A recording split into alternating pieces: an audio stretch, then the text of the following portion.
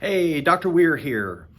Well, guys, we're now officially, month 6, 7 of the pandemic and the lockdown, and wow, we're still here. We're still plugging along.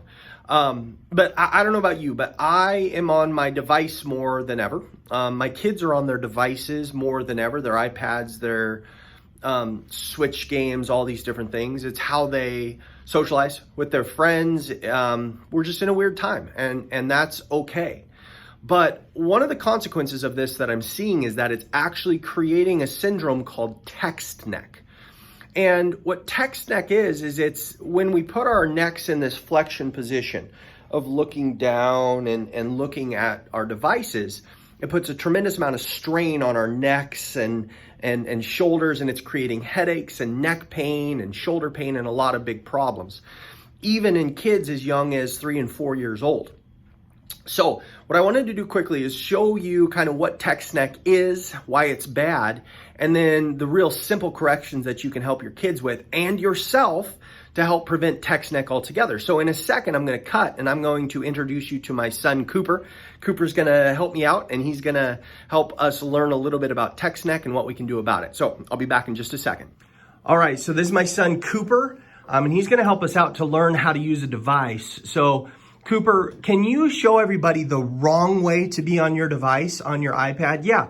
So I find my kids in this position all too often. Their heads are tucked. They're in this kind of rolled, hunched position. They're looking down. And that puts a tremendous amount of stress on the spine, on the muscles, on a lot of different things.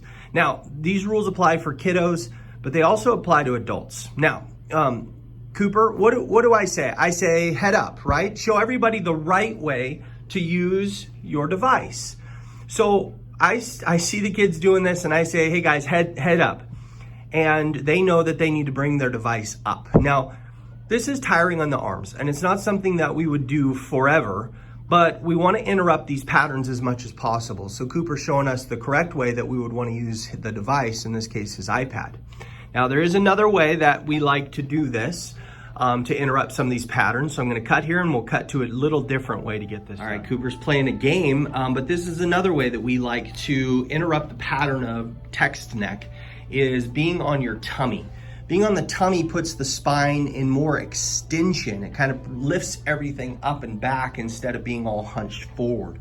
So this is another way to interrupt those patterns, being on your device, just to make sure that we're not getting into text neck. So especially this summer where maybe we don't have as many activities, we don't have as much to do, and maybe we are on devices a little bit more often because, well, that's the world we live in right now. These are important things to be looking at and considering since we are on our devices more. So I hope that helps. Cooper, can you say goodbye to everybody? Bye. All right, we'll talk to you guys later.